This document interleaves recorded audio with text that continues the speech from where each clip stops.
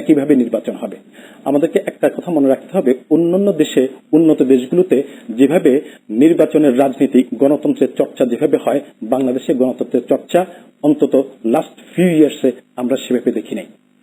বিরোধী দল থেকে শুরু করে ভিন্ন মতাবলম্বীদের উপর যেভাবে নির্যাতন করা হয় অথবা ভিন্ন মতাবলম্বীদেরকে তাদের কোনো বক্তব্যই গ্রহণ করা হয় না, তাদের রাজনৈতিক কোনো কর্মসূচি তাদেরকে প্রপারলি গ্রহণ করতে দেওয়া হয় না, পালন করতে দেওয়া হয় না, সেরকম অবস্থা যেসব উন্নত দেশে গণতন্ত্রের চর্চা হয়, বাংলাদেশের যা হচ্ছে অন্যান্য দেশে সেভাবে হয় না। বিরতি নিতেই হচ্ছে, আমি ফিরে এসে কথা বলতে চাই।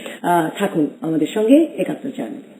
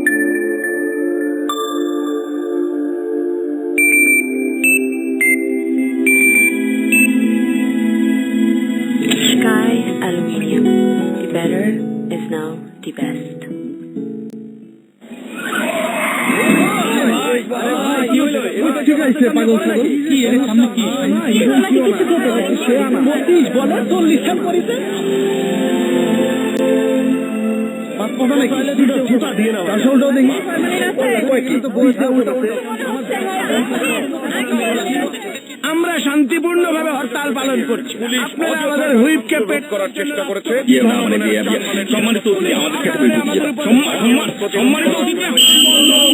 যখন সবাই শুধু বলতে চায়, কেউ শোনে না কারো কথা, তখন সমকাল সবার কথা শোনে, বলে সবার কথা। সমকাল, অসংকোচ প্রকাশের দুরন্ত সাহস। ফ্রেশ সুপার প্রিমিয়াম সল্ট সুইজারল্যান্ডের ইউএসডি প্রযুক্তিতে তৈরি দেশের একমাত্র ব্যালেন্স সল্ট, যাতে সকল মিনারেল আছে ব্যালেন্সড মাত্রায়। ফলে এটি খাবারের পুষ্টি উপাদান প্রতিটি কোষে পৌঁছে দেয়, যোগায় সুষম প্রাণ শক্তি, যা কেবল বুদ্ধির বিকাশই ঘটায় না, অ্যাক্টিভ থাকতে সাহায্য করে। অ্যাক্টিভ থাকতে শুধু ফ্রেশ সুপার প্রিমিয়াম সল্ট, দেশের একমাত্র ব্যালেন্সড সল্ট।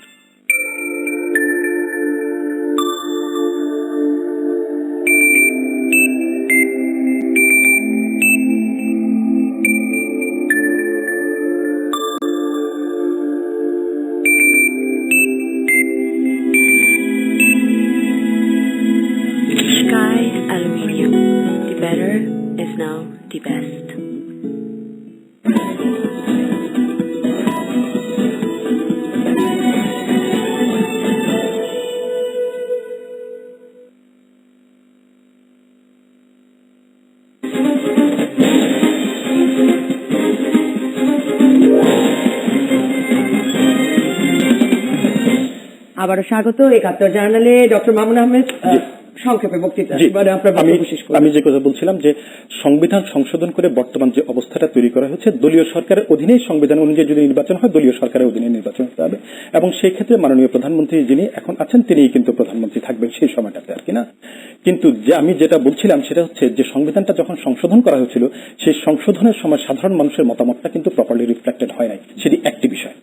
আরেকটা হচ্ছে যে আপনি একটা জিনিস লক্ষ্য করুন, নির্বাচন পরিচালনার ক্ষেত্রে প্রধানত যারা সংশ্লিষ্ট থাকে প্রশাসনের, বাংলাদেশের প্রশাসনগুলো হচ্ছে, প্রশাসনটা চালায় হচ্ছে সরকার, এবং এদের এই প্রশাসনের মধ্যে এমনভাবে দলীয়করণ আছে, এবং দলীয়করণটা এই পর্যায়ের যে বিভিন্ন টায়ার থেকে প্রশাসনটাকে সাজানো হয় বিভিন্ন টায়ারে, যাতে করে একজনকে যদি ট্রান্সফার করা হয় তারপরে যাতে আমার সুনির্দিষ্ট ব্যক্তিটা যাতে ওই জায়গাটা থাকে, যাতে করে নির্বাচনী ফেভারটা আমি পেতে পারি।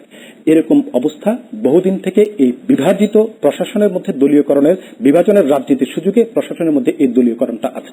এই দলীয়করণ থাকার ফলে যেটা হয়েছে, নির্বাচনকালীন সময়ে যারা নির্বাচনের প্রধান দায়িত্বগুলো পালন করবেন, তারা এই দলীয় ব্যক্তিরা এই নির্বাচনের দায়িত্ব পালন করে বলে এক ধরনের শঙ্কা বিরোধী দলের পক্ষ থেকে আছে। যদি তাই থাকে তাহলে যেটা হবে সেটা হচ্ছে যে সুষ্ঠু নির্বাচন, লেভেল প্লেইং ফিল্ড যেটা থাকার কথা সেটা নিশ্চিতভাবে থাকবে না। আরেকটা জিনিস আমি বলে আমি শেষ করছি শ্যামলদা এই পর্যায়ে, সেটা হচ্ছে যে শ্যামলদা বলছিলেন যে বারবার, সেটা হচ্ছে বিএনপি যেটা করেছে আগের নির্বাচনগুলোতে যেহেতু গিয়েছে, সুতরাং ভবিষ্যতে নির্বাচন যাবেন, এটা অনেকটা ওনারা নিশ্চিত। নাসিম সাহেব প্রায় একই কথা বলেছেন, কিন্তু আমাদেরকে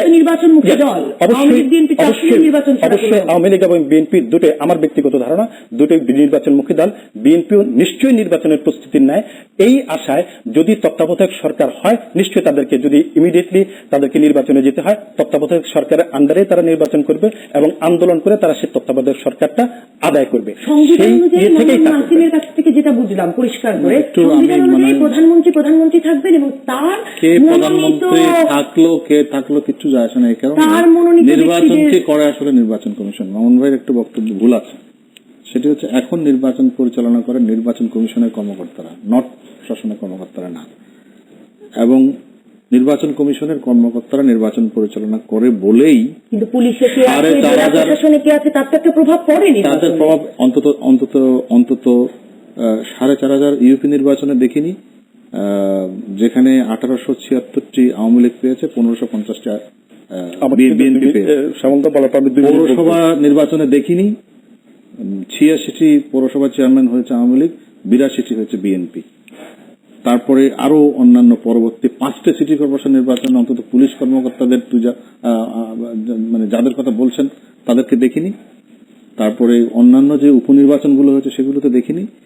এখন বেসিক্যালি নির্বাচন কমিশনকে স্ট্রেংথেনিং করাটা খুব জরুরি এবং আজকালকার দিনে এখন যে নির্বাচনের পদ্ধতি যাতে হয়েছে তাতে নির্বাচনে কারচুপি করে যে তার অবস্থা এখন আর নেই। আরেকটি কথা বারবার বলছেন যে পঞ্চদশ সংশোধনীতে জনগণের অভিমত নেওয়া হয়নি। পঞ্চদশ সংশোধনী ছিল একটি সুপ্রিম কোর্টের সর্বোচ্চ আদালতের রায়ের প্রতিফলন করেই এই সংশোধনীটি করা হয়েছে। তবে এই সংশোধনীটি করার আগে দেশের বিভিন্ন পর্যায়ের লোকের সঙ্গে মতামত নেওয়া হয়েছিল, এমনকি বিএনপিকেও সেই কমিটিতে রাখা হয়েছিল, যে সংশোধনী কমিটি, যদিও সেই কমিটিতে বিএনপি যায়নি শেষ পর্যন্ত। বিভিন্ন পর্যায়ের লোকজনের মতামত নেওয়া হয়েছিল। সংশোধনীটি পরবর্তীতে সুপ্রিম কোর্টের রায়ের আলোকে করা হয়েছে, কারণ সুপ্রিম কোর্টের রায়ে বলা হয়েছিল যে অনির্বাচিত সরকার কখনোই দেশ পরিচালনা করতে পারবে না, কারণ আমাদের সংবিধানের প্রথম লাইনটি হচ্ছে দেশ পরিচালনা করবে গণপ্রজাতন্ত্রী বাংলাদেশ সরকার। এখানে কোনো তত্ত্বাবধায়ক, অন্তর্বর্তীকালীন ইত্যাদি বলতে কিছু নেই। এখন এই জায়গায় বারবার আমি একটা কথা বলছি যে এই জায়গায় দুই পক্ষকে একটা সমঝোতায় আসতে হবে। যেমন আজকে মাননীয় বিরোধী দল নেত্রীর কথায় কিন্তু একটা ইঙ্গিত আছে, খেয়াল যদি করি, নাম কোনো বিষয় না। আমরা যদি এখানে বহু ফর্মুলা বহুজন দিয়েছেন, ব্যারিস্টার রফিকুল হক দিয়েছেন, অনেকে দিয়েছেন, 10 জন নিরপেক্ষ ব্যক্তিকেও আমরা নির্বাচিত করে নিয়ে আসতে পারি। ব্যাপারটি হচ্ছে আমি কি নির্বাচিত যাব না অনির্বাচিত যাব, সেখানে আমাদের এখানে সমস্যাটি এই সমাধানের জায়গা যে নাই যে তা না। সমাধানটি আসলে আমি আদৌ খুঁজে পেতে আগ্রহ আছে কিনা, এটি হচ্ছে মূল কথা। দুই পক্ষ যদি মনে করে যে আমি অনর, কেউ এক জায়গায় চুল যে এত আলোচনার বিষয় এটা আগে জানতাম না। চুল নিয়ে জীবনানন্দের কবিতা শুনেছি, কিন্তু চুল নিয়ে এক চুলও নড়বেন না কেউ। ইনিও বলেন চুল বাতাসে উড়ে যাবে, উনি বলছেন আমি এক চুলও নড়বে না। উনি বলছেন আন্দোলনের বাতাস চুল উড়িয়ে নিয়ে যাবে, দেখুন ছবিতেও দেখা যাচ্ছে। এখন এই চুল যে এত রাজনীতির আলোচনার বিষয়, এটা একটা নতুন জিনিস। আমি শ্যামলদার সাথে শেষ কথাটার সাথে সম্পূর্ণভাবে একমত। শেষ পর্যন্ত একটা অবস্থানে সবাইকে আসতে হবে একটা ফ্রি, ফেয়ার, ক্রেডিবল ইলেকশনের জন্য, এবং বাংলাদেশের জনগণের রাইট এরকম একটা ফ্রি ইলেকশন পাওয়া, এটা তাদের রাইট, এবং এই রাইটটা নিশ্চিত করতে হবে প্রধানত সরকারের ভূমিকায়, এবং অবশ্যই বিরোধী দলকে সেখানে রেসপন্সিবল ভূমিকা তাকে পালন করতে হবে।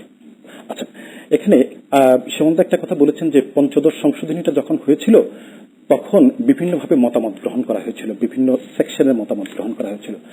আপনি যদি একটু রিকালেক্ট করে দেখেন তাহলে সেই সময় যারা মতামত প্রদান করেছিলেন কিন্তু অধিকাংশই তখন বলেছিলেন কিন্তু নিরপেক্ষ তত্ত্বাবধায়ক সরকারের অধীনে নির্বাচন হওয়া প্রয়োজন বাংলাদেশের বাস্তবতায়। একটা হচ্ছে পঞ্চদশ সংশোধনী হওয়ার পরে অথবা যে কোনো নির্বাচন পরিচালনা করে নির্বাচন কমিশন, কিন্তু এখানে একটা প্রধান ভূমিকা থাকে প্রশাসনের এবং নিরাপত্তার কাজে যারা জড়িত থাকে তাদের একটা প্রধান কিন্তু ভূমিকা থাকে, এবং প্রশাসন এবং নিরাপত্তার ভূমিকা যারা থাকে এরা হচ্ছে যেহেতু বিভাজিত এবং যেহেতু দলীয়করণ হয়ে আছে, সুতরাং সেখানে বড় ধরনের এফেক্ট পড়বে বলে বিরোধী দলের আশঙ্কা আছে। এটি একটি বিষয়। আচ্ছা, নির্বাচন কমিশন প্রসঙ্গে একটা কথা বলি। আমরা সবাই মনে করি যে কখনো না কখনো বাংলাদেশে আজকের বাস্তবতার থেকে আমরা নিশ্চয়ই একসময় আমরা উত্তরণ করতে পারবো, যখন নির্বাচন কমিশনই সুষ্ঠুভাবে নির্বাচনটা পরিচালনা করতে পারবে। সেই ক্ষেত্রে নির্বাচন কমিশনকে নিয়ে বিতর্ক হবে না। সেজন্য নির্বাচন কমিশনের প্রয়োজনটা কি, ধীরে ধীরে সেই জায়গাটা স্ট্রেংথেন্ড হয়ে সেই জায়গাটাতে উত্তরণ ঘটানো।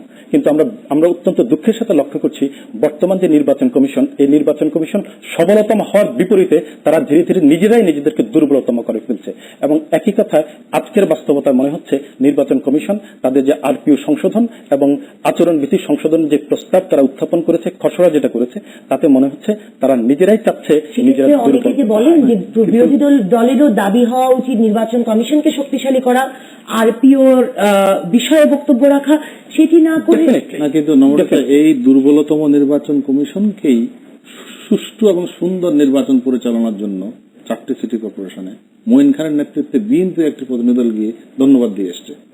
কিন্তু তারপরে অবশ্য বিরোধী দলীয় নেত্রী সহ সকলেই বলেছেন যে এর মধ্যেও কারচুপি হয়েছে। তারা যে গাজীপুরের ক্ষেত্রে বলেছে, কিন্তু 4টি সিটি কর্পোরেশন নির্বাচন অত্যন্ত সুন্দরভাবে করার জন্য না, পরে বলেছেন যে আরো বিপুল ভোটে জিততে পারতেন যদি নির্বাচন সুষ্ঠুভাবে হতো। 5টির বিষয়ে বলেছেন। প্রথমে ধন্যবাদ দিয়ে ফেরত নেই, আবার একটা সমস্যা আপনি নিশ্চয়ই লক্ষ্য করেছেন, আরো একবার এরকম ধন্যবাদ দিয়ে ফেরত নেই এই নির্বাচন সমুদ্র বিজয়ের পর। না, সিটি কর্পোরেশন নির্বাচনগুলো যখন হয়েছে তখন আপনি লক্ষ্য করে দেখুন আচরণবিধি লঙ্ঘন কিন্তু দুই দলই করেছে। এই পক্ষ আচরণবিধি লঙ্ঘন করেছে, এই পক্ষ আচরণবিধি লঙ্ঘন করেছে। সেই ক্ষেত্রে নির্বাচন কমিশন কিন্তু স্পেসিফিক্যালি বাংলাদেশের মতো নির্বাচন কমিশন যদি শক্তিশালী হতো তাহলে কি করতে হতো, তাহলে অ্যাসার্টিভ একটা রোল নিতে পারতো। কিন্তু নির্বাচন কমিশন কখনো সে অ্যাসার্টিভ রোলটা নিতে পারে নাই। আরেকটা হচ্ছে কি নির্বাচন কমিশন, সিটি কর্পোরেশন নির্বাচন, আমি নির্বাচন কথা বলছি, কিন্তু আপনি দুই পক্ষই আপনার এই আচরণবিধি লঙ্ঘন করছে। সে কিন্তু কাউকে নিষেধ করতে পারছে না, কারোর বিরুদ্ধে কোনো ব্যবস্থা গ্রহণ করতে পারছে না। তার মানে হচ্ছে দুইজনের অপরাধটাই উনি শুধুমাত্র গ্রহণ করে নিচ্ছেন। এটা তো একটা সবল এই নির্বাচন কমিশনের লক্ষ্য হতে পারে না। একটা জিনিস হচ্ছেন এখানে যে নির্বাচন করতে হবে অনুষ্ঠান, আমি সর্বশেষ যে কথা বলি, এই নির্বাচন কমিশন, এই কমিশনের আন্ডারে যে নির্বাচনগুলো হয়েছে আমরা অপেক্ষাকৃত সুষ্ঠু নির্বাচন ধরে নিচ্ছি, এই বিষয়ে কোনো সন্দেহ নাই। কিন্তু আমাদেরকে মনে রাখতে হবে জাতীয় নির্বাচন হচ্ছে কিন্তু অনেকটা ব্রডার স্কেলে বিশাল আয়োজন কিন্তু নির্বাচন কমিশনকে করতে হবে। সেই ক্ষেত্রে নির্বাচন কমিশন নিজেদেরকে আস্তে আস্তে যেভাবে দুর্বলতম প্রতিষ্ঠানে পরিণত করছে সেখানে যথাযথ ভূমিকা পালন করতে পারবে কিনা এই বিষয়ে জনমনে যথেষ্ট আশঙ্কা। ইন্ডিপেন্ডেন্ট এই শিরোনামটি দেখছি, এটি শেষ প্রশ্ন শ্যামল দত্ত আপনার কাছে, যে এই যে 8টি র্যালি করবেন খালেদা জিয়া কেয়ারটেকার গভর্নমেন্টের উপর, তত্ত্বাবধায়ক সরকারের দাবিতে এক ধরনের মনে হয় জনসংযোগ, যেটি 8টি জনসভা তিনি করবেন, এটা তো সরকারের জন্য একটা বড় চ্যালেঞ্জ হবে। আসলে জনমত কতটা এর পেছনে আছে এবং আমি অন্য কারণে ধন্যবাদ জানাচ্ছি। আমরা যারা ঈদের আগে বিভিন্ন আলোচনা টক শোতে আমরা ব্যাপক আশঙ্কা প্রকাশ করছিলাম যে ঈদের পরে গিয়ে রাজনীতি আরো বেশি সংঘাতমুখর হবে, হরতাল আসছে, মারামারি আসছে। অন্তত আমি জনসভা করে যে জনসংযোগের দিকে দেখেছেন মাননীয় বিরোধী নেত্রীকে, সেজন্য অন্তত ধন্যবাদ। রাজনৈতিক কর্মসূচিগুলো এরকমই হওয়া উচিত। ওনারা হয়তো বুঝে গেছেন যে আসলে হরতাল মারামারি করে কোনো লাভ হচ্ছে না, দেখা যাচ্ছে এমনিতেই অনেক বেশি জনমত গঠনের দিকে গেলে অনেক লাভ আছে এবং এটা অনেক ভালো। আমরা প্রত্যাশা করি যে সরকার এইসব রাজনৈতিক কর্মসূচি যখন পালিত হবে সেই ক্ষেত্রে কোন প্রকার উস্কানিমূলক আচরণ অথবা করবে না এবং বিরোধী দলকে যথাযথভাবে এই দায়িত্বগুলো পালন করবে। ধন্যবাদ ডক্টর মামুন আহমেদ, ধন্যবাদ শ্যামল দত্ত, ধন্যবাদ দর্শক আপনাদের যারা সঙ্গে ছিলেন এতক্ষণ একাত্তর জার্নালে। আগামীকাল একই সময় একাত্তর জার্নাল দেখার আমন্ত্রণ জানিয়ে আমি নবনীতা চৌধুরী বিদায় নিচ্ছি আন্তর্জাতিক সংবাদ শিরোনাম দেখতে দেখতে। Is our top story today on Impact. Well, do the Sinai killings mean Egypt's crisis is worsening? We will be looking at that, plus the latest international efforts to end the violence. Indicted on a murder charge, the Paralympian Oscar Pistorius is in court to hear a magistrate set the date for his trial. 36 protesters die in the custody of Egyptian police. The Anti-Coup Alliance says there's evidence they were tortured. Top stories from around the world. At least 37 people are dead in India after being hit by a train. Passengers vent their anger on the driver. Olympian sprinter Oscar Pistorius back in court in South Africa over the killing of his girlfriend. Plus, Hello, everybody.